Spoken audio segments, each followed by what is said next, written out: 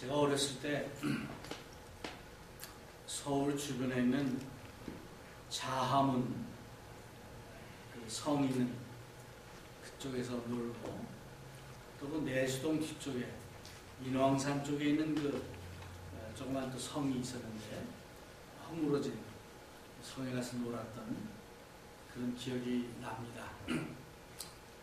중국 사람들이 가장 귀하게 여기는 중국 자산 1호 하면 여러분들이 잘 아시는 대로 아마 만리장성을 얘기할 겁니다. 그 엄청난 큰 규모의 그 성을 쌓아가지고 저 하늘에서도 만리장성이 보인다라고 이렇게 주장하는 그런 성이 있죠. 그 다음에 고대 또 사회로 가면은 바벨론 같은 데는 성이 얼마나 컸냐면은 높이가 30m, 넓이가 정확하게는 제가 확인은 안 해봤습니다만 70m에서 100m까지 그런 그 넓은 그런 그 성을 쌓았다고 합니다. 고대 사회에서 성은 어떤 의미냐 하면 성이 튼튼할수록 그 안에 살고 있는 그 주민들은 그야말로 안전하게 살 수 있는 그것이 성입니다.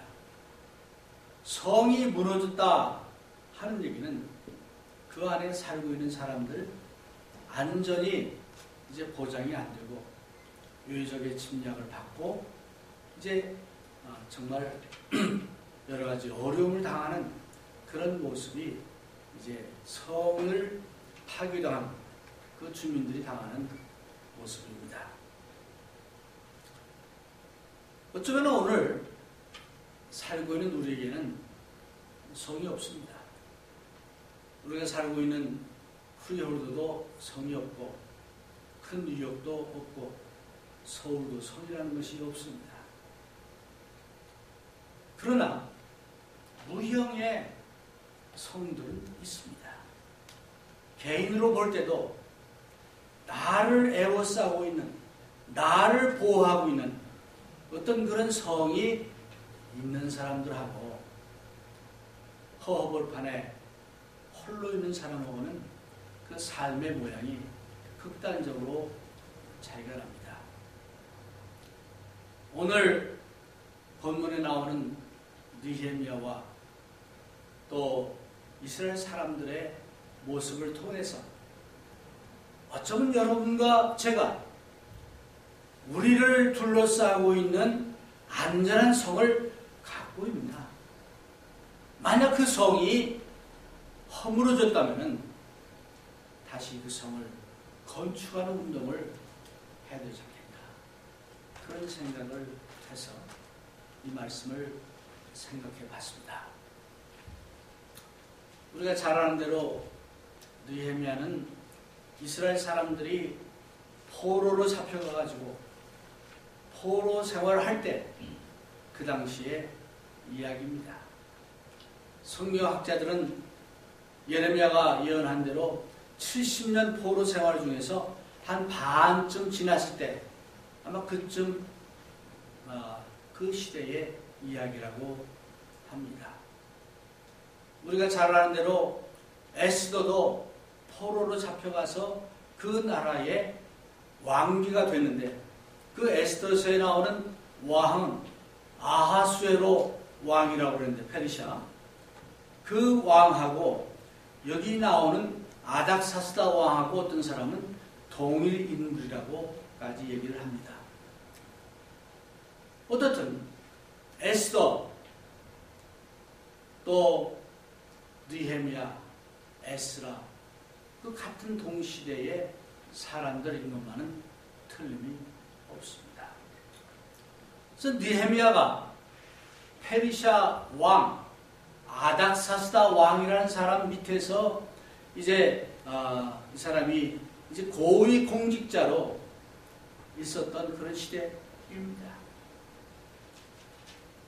느헤미야 1장에 보니까 이제 느헤미야와 느헤미야의 동생과 친지들이 예루살렘을 방문하고 돌아와서 느헤미야에게 보고를 하는데 그 예루살렘 성벽이 불탄 그대로 있고 무너진 그대로 있다. 또 거기 살고 있는 우리 같은 백성, 동족 유대인들은 핍박과 어려움 속에 살고 있다 하는 보고를 이제 받았습니다. 그때 느헤미야가 그 소식을 듣고 느헤미야 1장 이제 4절에 보니까 내가 이 말을 듣고 앉아서 울고 수일 동안 슬퍼하며 하늘의 하나님 앞에 금식하며 기도하여 그랬습니다. 느헤미야는 비록 포로 생활을 했지만은 그 나라에서 정말 그 실력을 인정받아서 그 나라의 왕의 가장 최측근 그런 역할을 하고 있던 그런 고위 공직자였어요. 이제 그래서 그 왕이 이제 그 누구보다도 느헤미야를 신뢰하고 왕에게 술을 이제 드리고 하는 그런 역할을 감당했기에 느헤미야의 삶은 평안했어요. 그렇죠? 평안했어요. 모든 게 안정이 됐어요. 구태의 참 천리 떨어진 그 예루살렘에 대해서 별로 신경을 쓸 필요도 없었는지 모릅니다. 근데 느헤미야가 그 예루살렘의 소식을 듣고 슬피 울며 또 애통해하며 또 금식하며 기도했다라고 여기서 얘기를 하고 있는 것입니다. 오늘 여러분이나 저나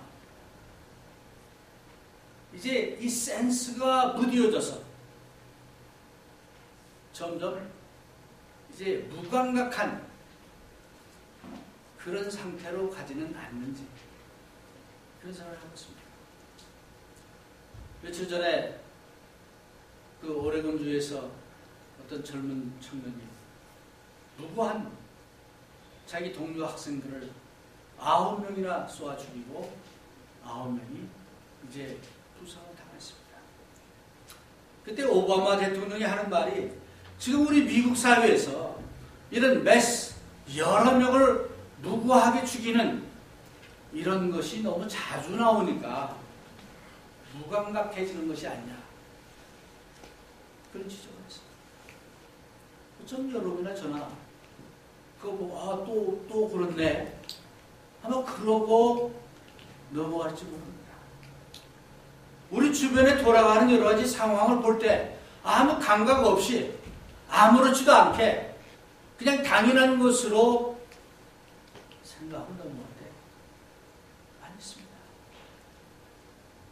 내 자신은 물론 내 가족들, 내 주변에 있는 이웃들 또는 내 친족들 등이 뭔가 저건 아닌데 하면서도 무감각하니 그럴 수 있지 하고 넘어가지는 않는지.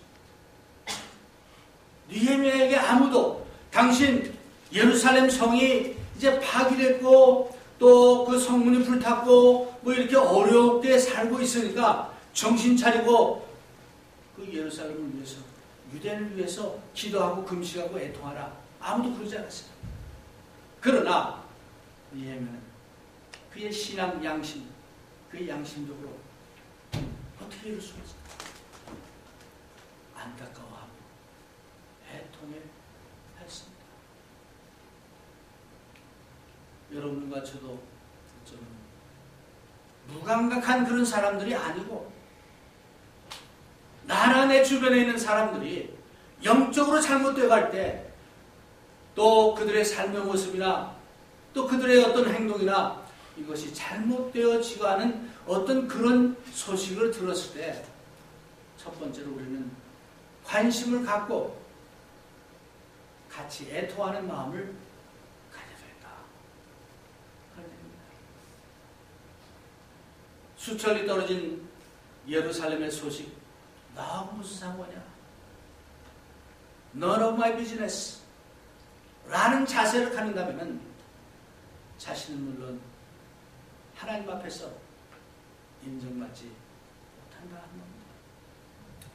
그래서 우리는 하루하루 살아가면서 좀 더 눈을 크게 뜨고 귀를 크게 열고 소식을 듣고 또 그것에 대해서 좀 더 생각하고 관찰하고 무엇보다도 잘못되어 가는 그런 모습을 보고 그럴 수 있지가 아니고 애통해하는 마음을 우리 가져봅시다. 아멘.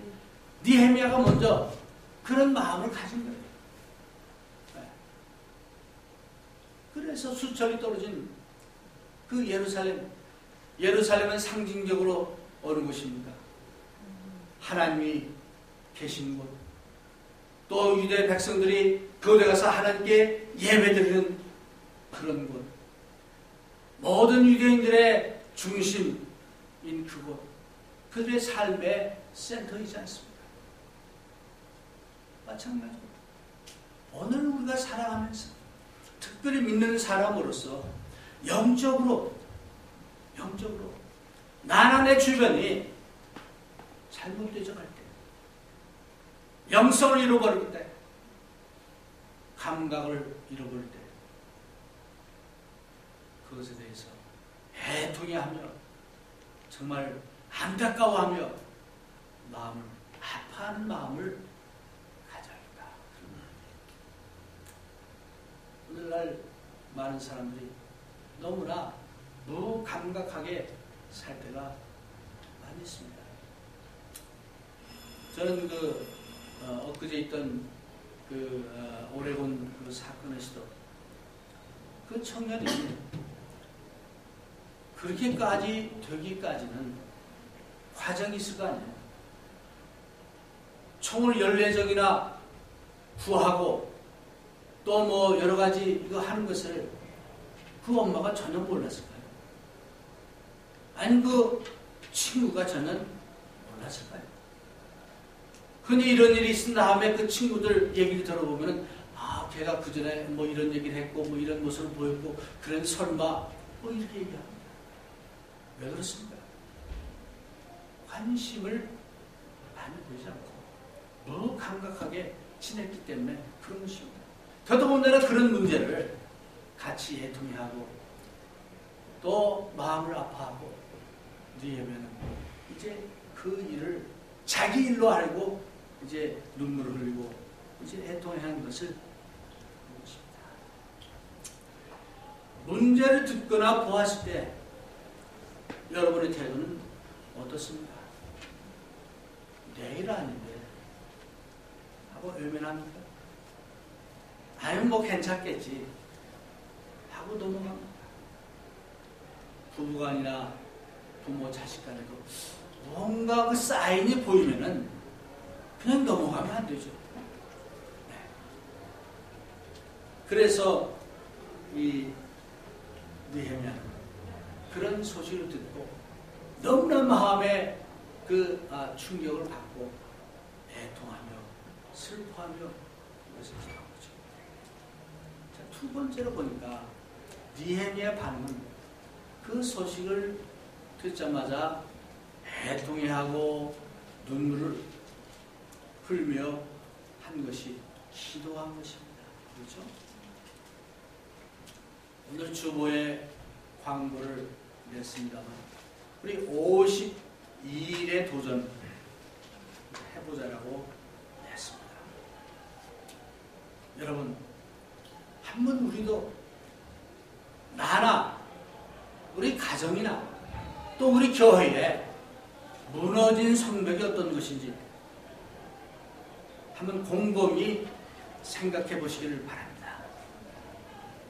먼저 여러분 스스로 판단해서 도대체 그것이 무엇인지 한번 찾아보고 내가 찾지 못하겠으면 다른 사람에게 도움을 청하세요. 그래서 그 문제를 가지고 기도해보자는 겁니다. 52일 동안 한번 이 일을 같이 시작해 보자는 겁니다. 그래서 느헤미야는 이제 하나님께 기도하기를 먼저 하나님의 위대하신 하나님, 두려우신 하나님, 모든 것을 가능케 하는 그 하나님을 이제 부르면서 느헤미야는 하나님께 간절히 기도했습니다. 하나님 이름을 부르면서 그는 먼저 자신과 자기 부모의 죄를 회개했습니다. 오늘 저 자신부터 우리 모두가 한번 회개의 기도를 시작하는 첫날이 되기를 바랍니다. 그래서 내가 이때까지 하나님 앞에서 정말 나의 신앙의 상태는 어땠는지, 잠자는 신앙이었는지, 그저 무관심한 상태였는지, 무감각한 상황이었는지, 그런 상태였는지 자신을 돌아보며 하나님, 자기의 죄와 하나님의 죄를 회개하고 이제 하나님께 기도하는 그런 것을 시작해 봅시다. 그래서 느헤미야는 저는 하나님의 규례를 지키지 못했습니다. 하나님께 순종하지 못했습니다. 나뿐 아니라 내 부모도 그러지 못했습니다. 그 회개의 기도를 느헤미야가 드렸습니다. 그러면서 또 느헤미야가 하나님께 기도하기를, 하나님, 하나님이 약속하지 않았습니다. 하나님의 계명을 지키지 않을 때 하나님께서 징벌 하셔서 이제 포로로 잡혀가고, 그러고 나서 회개하고 하나님을 찾으면 하나님이 용서하시고 다시 우리의 소원을 들어주신다 약속하지 않았습니다. 약속을 들어주신 하나님, 저희 기도를 들어주십시오 라고 느헤미야는 기도를 한 겁니다. 그래서 오늘 물론 여러분들이 이제 기도를 열심히 하는 줄 압니다. 새로운 마음을 한번 다시 교회를 위해서, 내 자신의 신앙을 위해서, 우리 가족을 위해서 한번 구체적으로 이렇게 기도를 하시기를 바랍니다. 그래서 하나님께 금식하며 이제 울며 애통해하며 금식하며 이런 기도를 이제 했는데, 세 번째로 느헤미야가 취한 행동은 뭐냐? 기도하는 가운데 그는 계획을 세웠습니다. 우리는 하나님께 무조건 구하기만 하면 되는 것으로 생각하는데, 느헤미야는 기도하는 가운데 자기 나름대로 계획을 갖고 있었습니다. 근데 기도할 때, 여러분, 기도하다 보면 어쩐지 마음이 맑아지고 또 하나님의 어떤 이런 참 어떤 그 지혜를 기도 가운데 들을 때가 많이 있습니다. 그렇죠? 여러분 그런 체험 많이 하시죠? 그래서 기도하면서 느헤미야는 계획을 세웁니다. 그 2장 1절, 그 1장하고 2장 사이에 한 4개월이 지났어요. 그 안에 계속 기도하고 있죠. 그러면서 나름대로 느헤미야는 계획을 세웁니다. 여러분, 여러분의 영적으로 여러분의 그 영성 개발을 원하고 계십니까? 그렇다면 구체적으로 어떤 측면의 영적인 개발을 원하고 있습니다. 여러분들은 이제 부부간에 좋은 관계를 갖기를 원하십니까? 그렇다면 그것을 원해서 구체적으로 어떤 것을 어떻게 변화하기를 원합니다. 한번 기도하세요. 기도하는 가운데 나름대로 그 계획을 세우세요. 그러면서 하나님께 구체적으로 기도하고 실천해야 되겠습니다. 자녀를 올바로 키우고 싶은데, 그렇다면 어떤 모양의 자녀를 이제 내가 키우기를 원합니다. 생각해보세요. 그래서 그것을 놓고 하나님께 기도하며 계획을 세우는 이것이 필요합니다. 직장에서 내가 좀 더 인정받고, 정말 성공하는 그런 사람이 되기를 원하는데, 그렇다면 구체적으로 어떤 모습으로 어떤 것을 이루기를 원합니다. 생각하며 기도하시길 바랍니다. 이제 느헤미야가 여기 1장에 보니까 하나님께 1장 10절 보면 이제 그 이하에 보니까 기도하면서 그 자기가 현재 섬기고 있는 그 왕의 마음을 바꿔주기를 원하는 그런 내용이 들어 있습니다. 그래서 느헤미야는 자기가 회개하고 기도하면서 이제 이 무너진 예루살렘 성벽을 자기가 건축해야 되겠다는 그런 마음을 이미 굳히고 있었습니다. 그러게 그는 이제 왕이, 오늘 본문에 보니까 왕이 묻잖아요. 자네 평소 안색하고 좀 다른데 전에는 그렇지 않았는데 왜 이렇게 모습이 그런가? 우리 식으로 한다면 왜 이렇게 몰골이 그런가? 수척한가? 뭐 그런 식으로 물었겠죠. 저는 그게 병이 들린 건지 하면서 이제 물은 거예요. 그게 아닙니다. 제가 병에 걸린 것이 아니고 우리 고향 예루살렘 성벽이 무너지고 또 성문이 불탔다는 소식을 듣고 또 거기 사는 우리 백성들이 환난과 이제 고난 가운데 살고 있다는 소식을 듣고, 그래서 제 마음이 정말 아프고 애통해서 이렇게 됐습니다. 라고 솔직하게 얘기하잖아요. 그러면 4개월 동안을 이제 예레미야가 기도하고 준비하지 않았어요. 그러니까 왕이 묻습니다. 4절에 왕이 내게 이르시되 그러면 내가 무엇을 원하느냐? 미리 준비하지 않고 이런 질문을 받으면 우리 상당히 당황해합니다. 내가 뭐 이것도 필요하고 뭐인데 그럼 뭐가 필요해? 갑자기 생각이 안 나네. 잊어버렸다고. 그럼 되겠어요? 느헤미야는 왕이 도대체 내가 너한테 해줄 수 있는 게 뭐냐? What do you want? 모르잖아요. 그러니까 5절에 느헤미야가 말하되 만일 왕이 즐겨하시고 종이 왕의 목전에서 은혜를 얻어 싸우면, 즉 왕이 기분 좋게 허락해 주시고 뭐 한다면은 저를 이제 유다 땅 나의 열조에 묘실에 있는 성읍에 보내어 그 성을 중건하게 하옵소서. 즉 성을 다시 건설하도록 저를 보내주시옵소서.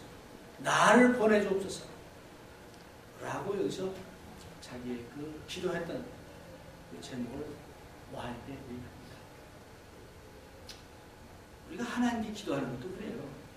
무조건 하나님 잘 되게 축복해 주십시오 라고 기도하는 것보다는, 그저 우리 부부가 잘 되게 해주십시오 라고 하는 것보다는 구체적으로 우리 부부가 어떤 면에서 무엇이 필요한데 하나님 이걸 고치게 해주십시오. 또 이거를 이제 잘 이룰 수 있도록 하나님께서 함께 해주십시오 라고 이제 기도해야 되겠죠.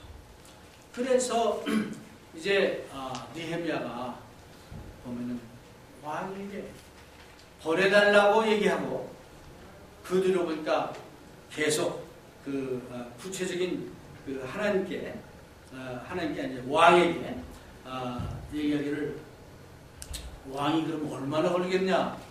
대답했어요. 언제쯤 올 거냐? 대답했어요. 그뿐 아니라 왕에게 이제 제가 저쪽 예루살렘 쪽으로 가려면 많은 나라를 거치하는데 그 지역에 있는 왕들에게 왕의 특별한 그 친서를 써주십시오. 또 생각 안 하면 나올 수 없는 얘기. 그뿐 아니에요.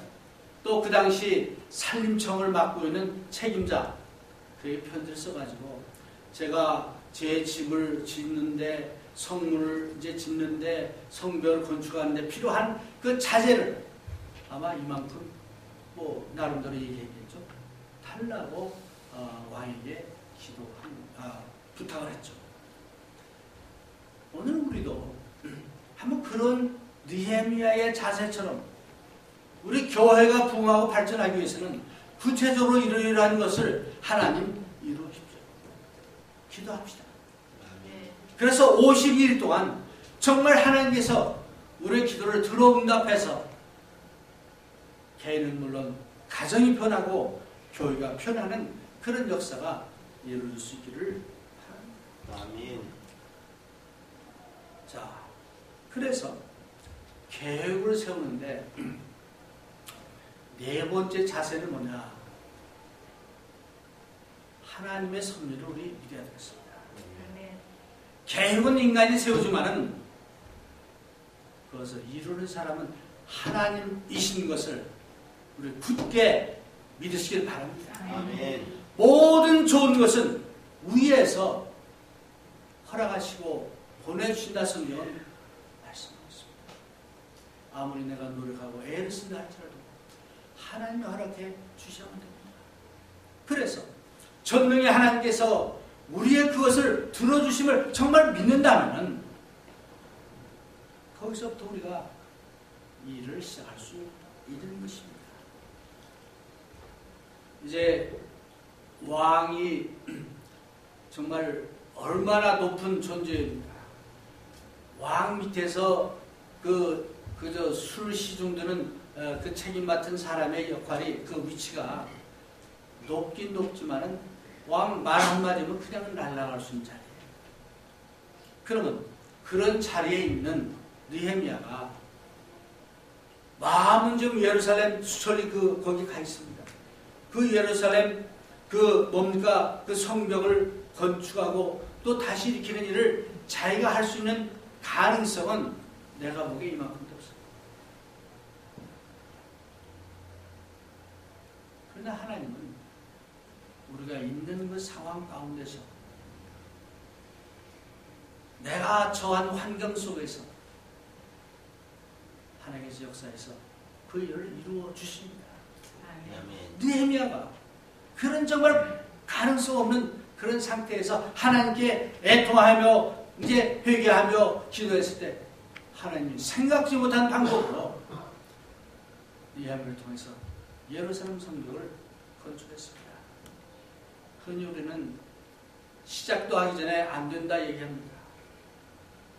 시작도 하기 전에 장애물부터 생각합니다. 여기 오늘 본문에도 보니까 10절에 호론 사람 산발락과 종류였던 암몬 사람 도비아가 반대하고 왔습니다. 반대자가 있습니다. 항상 무슨 일을 할 때는 반대가 있습니다. 장애가 있어요. 그러나 일을 이루시게 하는 분은 하나님이십니다. 여러분, 그 하나님의 능력을 정말 믿고 간절하게 기도하고 행동으로 옮기는 여러분과 제가 되어야 되겠습니다. 결론의 말씀을 드립니다. 우리 공동으로 개인의 영적 성장과 교회의 발전과 부흥을 위해서 공동으로 같이 오늘부터 기도합시다. 시간을 각자가 한번 정해놓고 기도하시길 바랍니다. 그래서 52일 후에는 오늘 이 모습하고 완전히 다른 어떤 모습으로 변화되는 우리 개인 또 우리 교회가 될 수 있기를 바랍니다. 아멘. 두 번째는 이번 넷째 주일은 창립 15주년 주일입니다. 기도하는 가운데 그날을 우리가 홈커밍 주일로 정해놓고 그동안 우리 교회를 건축한 많은 사람들이 있습니다. 그래서 한 번만 와도 좋습니다. 우리 한번 열심히 기도하고 그네들을 초청해서 같이 모여서 하나님께 감사의 예배를 들으시기를 바랍니다. 아멘. 나는 뭐 힘도 없고 그러지 마세요. 이만큼의 찬스가 없다 하더라도 한번 지금부터 오늘부터 모여서 기도하고 노력하시기를 바랍니다. 세 번째, 히브리서 4장에 있는 말씀대로 도전하기를 원합니다. 오늘이라 일컫는 이 날에 사람이 하나님에서 멀어질까 두려워해서 서로 피차 권면하고 격려하는 구체적으로 그 일을 한번 시작하시길 바랍니다.